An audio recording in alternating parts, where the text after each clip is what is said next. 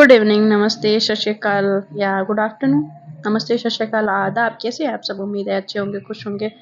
और आप सबका स्वागत है शालिमा एक खूबसूरत कहानी मेरे यूट्यूब चैनल पे। मैं आप सबकी शालिमा, मैं आप सबको सुनाने जा रही हूँ क्या स्टोरी तलाश। और आप सबको किस किस चीज़ों का तलाश है मुझे बताइएगा ज़रूर। खैर, मुझे किस चीज़ की तलाश है मैं वो बता देती हूँ। मुझे आप सबको स्टोरी सुनाने की तलाश है और प्यास भी। तो इस प्यास के साथ, इस कहानी के साथ आगे बढ़ते हैं कि आगे इस स्टोरी में हुआ क्या था, आखिर बात क्या थी, माजरा क्या था, कहानी आगे बढ़ेगा कैसे और इन दोनों की प्यार की कहानी कैसे रंग लाएगी। तो इन दोनों का नोक झोंक, इन दोनों का प्यार मोहब्बत, वो चोरी चोरी चुपके चुपके वाला या डीडीएलजे वाला। तो चलिए सुनाना स्टार्ट करते हैं। सुनाने से पहले प्रीवियस पार्ट से पहले तो ऐसा कुछ नहीं कहूँगी कि प्रीवियस पार्ट से पहले या उसके बाद। तो अभी बस इतना ही जो मैं बताना जाने की कोशिश कर रही हूँ। तो प्रीवियस पार्ट सुनना चाहेंगे? मैं नहीं देती, जाके पीछे जाके सुनो। और भाई व्यू बढ़ाओ, व्यू व्यू, कि हमें भी सुनाने में मज़ा आए और आपको सुनने में मज़ा आए। तो चलिए बताते हैं, प्रीवियस पार्ट बिना दिए आगे बढ़ते हैं। हमारी जो सॉरी यार, मैं हमारी कहने की आदत पड़ चुकी है। चलिए मुद्दे पे आते हैं। जैस और गीत जो होती हैं, सब कुछ हो चुका होता है और अपने बच्चों के कमरे में जाती हैं, देखती हैं उनके बच्चे आराम से बैठ के खेल रहे हैं, कभी इधर कभी उधर कूदी मार रहे हैं। तो जब वो जाती है अंदर तो कहती है कि बच्चे ये सब क्या कर रहे हो आप दोनों? तो उनके बच्चे आते हैं तो कहते हैं कि माँ, आप इतनी देर से कहाँ थी और आप हम दोनों का नाश्ता आप खुद क्यों नहीं लेके आई? तो कहते हैं कि आई एम सॉरी, मैंने सोचा कि मैं जब तक आऊँगी आप सबको भूख लग जाएगी, तो इसलिए मैंने आप सबको पहले खाना दे दिया कि आप सबको भूख ना लगे। ठीक है। वो दोनों बच्चे उसके भाग के उसके पास आते हैं और उन दोनों को वो गले लगाती हैं। कहते हैं कि माँ की ममता कुछ भी हो जाए वो नहीं बदल सकती। उसका प्यार, जो निस्वार्थ भावना जो होती है ना, जो माँ के अंदर ही हो सकती है और किसी के अंदर आते आते आती है और किसी के अंदर होती है। इधर जैस अपने ऑफिस पहुंचता है, उधर एक नई ज्वाइनिंग होती है। नई ज्वाइनिंग जो होती है एक लड़की की होती है, आकांक्षा। जो आकांक्षा होती है वो उसकी आकांक्षा नाम की तरह बहुत ज़्यादा महत्वाकांक्षी होती है। उसके बहुत सारी आकांक्षाएं होती हैं कि वो पूरा करे, वो बड़ा स्टार बने, ऐसा सब कुछ उसको ख्वाब होते हैं। जैसे ही जाती है वो देखती है कि बॉस, तो डायरेक्ट जैसे वो टकराती है।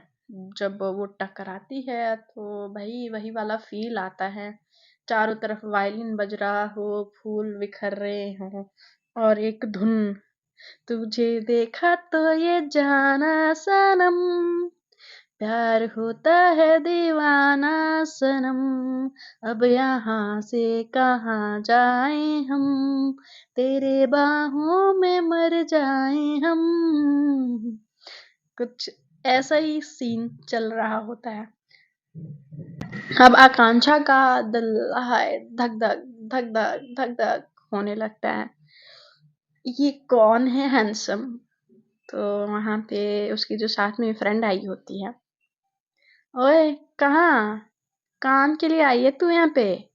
जब लड़का अच्छा लड़का देखा, बस फैल गई है चद्दर लेके। तो कहती यार यार तू थोड़ी देर मेरे को खुश नहीं होने देगी? तो कहते कि तुझे और खुश होने दो, मेरा दिमाग खराब हो गया है क्या? चल जल्दी रिसेप्शन पे। उसको वो लेके चली जाती है। जब वो लेके जाती है तो वो अब सोच रही होती है, कौन था वो हैंडसम, कौन था वो हैंडसम, हाय कितना हैंडसम था यार, काश वो मेरा बॉयफ्रेंड होता। मैंने तो पहले से ही बॉयफ्रेंड बना के रखा था, तो फिर मैं उसको क्या बहाना देती। अरे यार पटाना तो आसान है, ब्रेकअप करना इतना मुश्किल क्यों है? आकांक्षा ये सोचे जा रही होती है, इतनी अतरंगी लड़की, इतनी अतरंगी कैरेक्टर, आप सब सुने सुनो और आपको पता चलेगा कि आकांक्षा की आकांक्षाएं कितनी हैं। तो जब आकांक्षा सोच रही होती कि अरे क्यों ना मैं उसे 15 प्रो मांग लूं, तो शायद वो ना दे पाए, फिर मैं मेरे को ब्रेकअप का वजह मिल जाएगा। तो उसके सर पे वो टपरी मारते हुए बोलती है, तू क्या सोच रही है? पक्का कुछ तो गड़बड़ ही सोच रही होगी, तेरे दिमाग में कुछ समझदारी भरी बातें तो आएंगी नहीं, फालतू बकवास वाहियात चीजें ही आती हैं, कचरा। तो कहते तू मेरी दोस्त है या मेरी दुश्मन? तो कहते कि तुझे क्या लगता है किस कैटेगरी में आती हूँ मैं? कहती है ठीक है चल। अब वो जो फॉर्म लिए होते हैं वो भरते हैं, अप्लाई करते हैं और उनको इंटरव्यू पे उसके एक दिन के बाद आना होता है।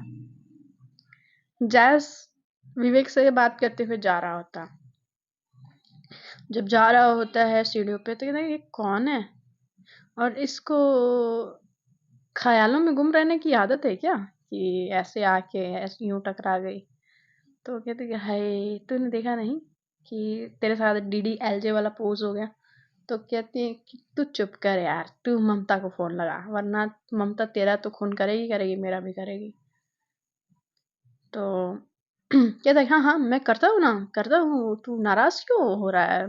मुझे मुझे लगता है ना कि तुझको मुझसे ज्यादा ना मेरी गर्लफ्रेंड की फिक्र होती है, जैस। तो जैस बोलता है कि अब तू चुप करेगा या कुछ और लेगा? वैसे विवेक तू खाने में क्या खाता है? तो कहता है कि अरे यार आज तो मैंने मस्त आलू के पराठे खाए थे। तो कहते हैं कि अच्छा, मुझे लगा कि जहर खा के आया है इसीलिए जहर उगल रहा। तो कहते कि क्या यार तू भी, अरे चल काम पे लग। अब वो अपनी कैबिन में जाता है, उसकी सेक्रेटरी आती है और कहते कि सर आपकी मीटिंग्स हो चुकी हैं, रीशेड्यूल हो चुकी हैं और आपको कुछ ज़्यादा काम नहीं है आज। तो कहते कि आई मीन आज की छुट्टी? तो कहते कि नहीं, आपको बोर्ड मीटिंग करनी पड़ेगी और बस क्योंकि एक इन्वेस्टर्स लाना ही पड़ेगा अपन को, क्योंकि हमारे कंपनी में अब वर्कलोड बढ़ रहा है तो ज़रूरत पड़ेगी। तो कहता है कि क्या है यार, कभी तुम खुश होने की वजह क्यों नहीं देती, हमेशा काम का प्रेशर ही क्यों दिखाती रहती हो? तो कहती कि सर जब काम कर रहे हैं तो काम का प्रेशर तो होगा ना। तो अरे तुम मेरी सच्ची उस जमाने में दुश्मन तो नहीं थी? तो उसकी जो सेक्रेटरी होती है वो काफी पोलाइट नेचर की होती है, वो कितना भी उसको परेशान करता है उसको वो कभी भी बैक आंसर या इरिटेट होकर जवाब नहीं करती है। तो कहती कि सर उसमें कुछ नहीं कर सकते। तो अपनी सेक्रेटरी से पूछता है कि पार्टी चलोगी शाम को? तो कहती किस खुशी में सर? तो मेरी शादी की खुशी में, चलो मेरी वाइफ से भी मिल लेना। तो कहती है कि ठीक है सर, मैं चल लूँगी, पर कितने बजे जाना है? तो बोलता है कि ऑफिस के बाद। तो कहते हैं ठीक है चल लेंगे। वो वहाँ से चली जाती है।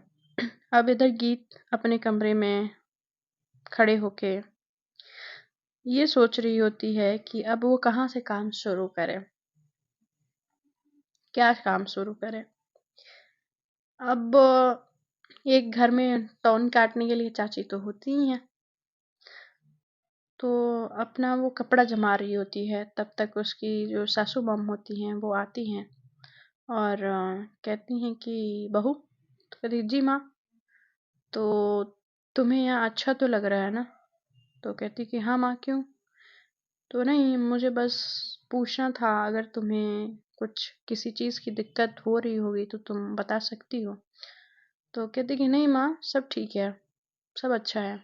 तो कहती हैं कि "अ, जिस हालात में तुम्हारी शादी हुई बहू, मैं नहीं जानती कि तुम्हें कैसा लगा, मगर तुम इस घर में आई हो तो तुम्हें यहाँ पे दुख और तकलीफ महसूस ना हो, मैं इसकी पूरी कोशिश करूँगी।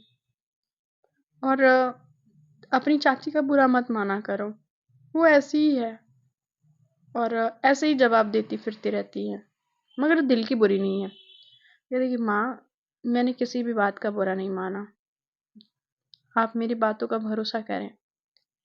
तो कहती हैं कि बहुत समझदार हो, मैं इस बात के लिए बहुत खुश हूँ कि तुम मेरी बहू हो। और वो उनके सर पे हाथ फेरती है और वहां से चली जाती है।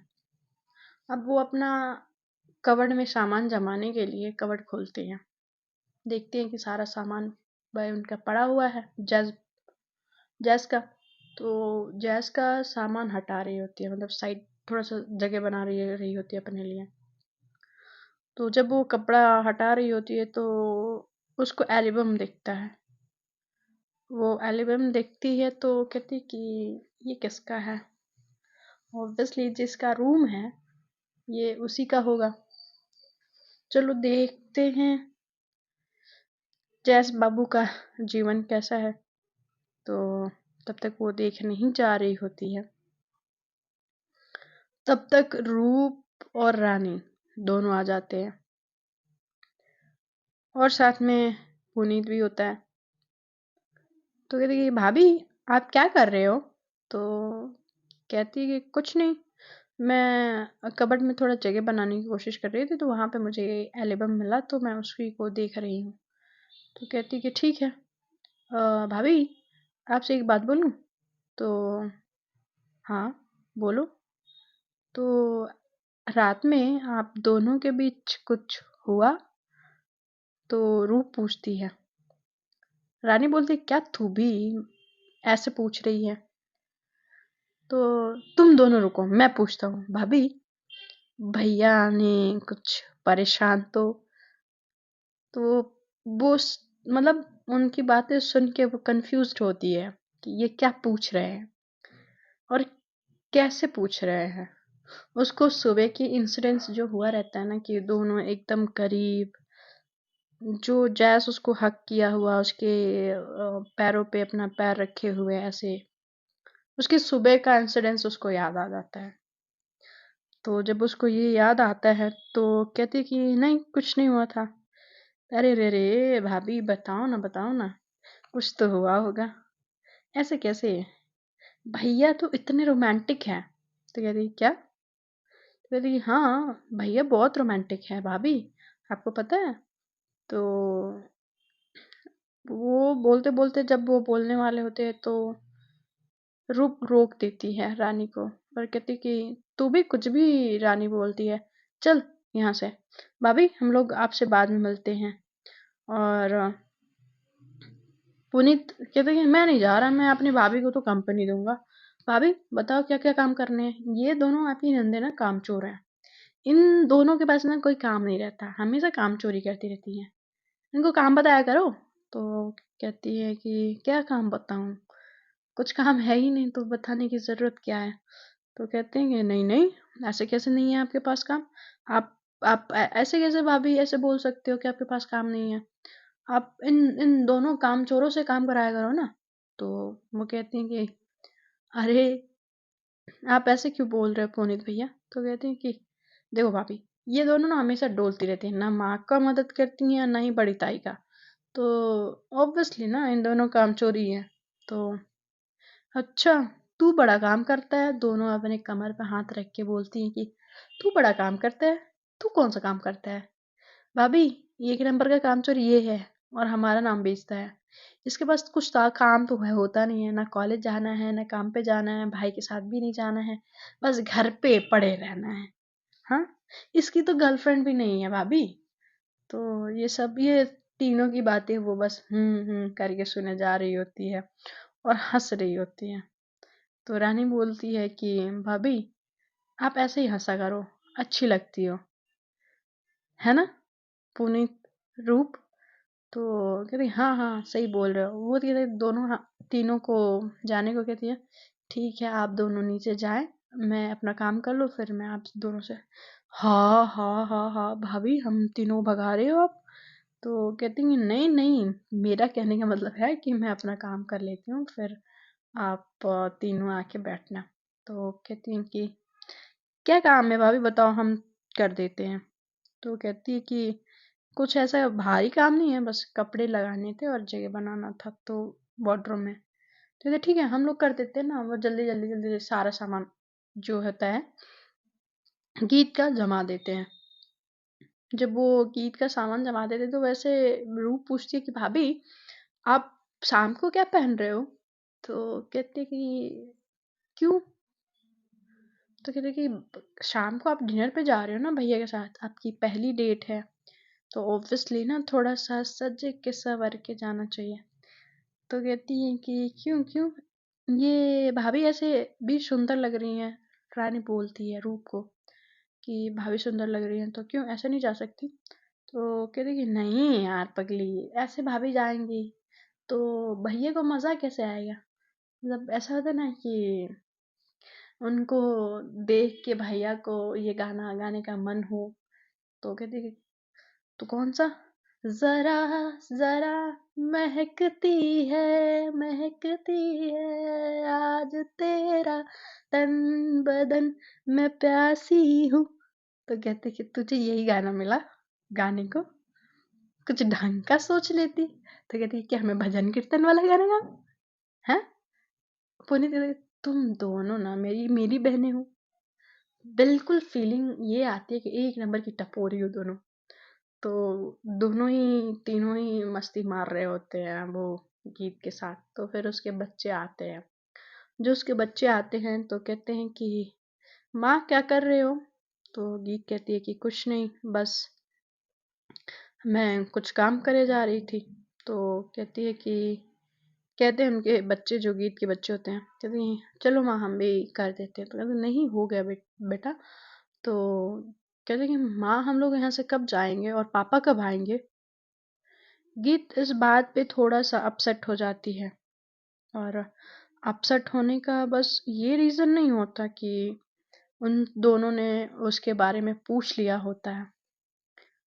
वो अब क्या पता है उनको, दो मासूम से चेहरे जिनके आंखों में उम्मीद अपने पिता को घर देखने का, वापस लौटने का, उनकी जिंदगी कितनी बदल गई है वो कैसे गीत समझाए। फ्रेंड्स, जब वक्त बदलता है और इंसान बदलते हैं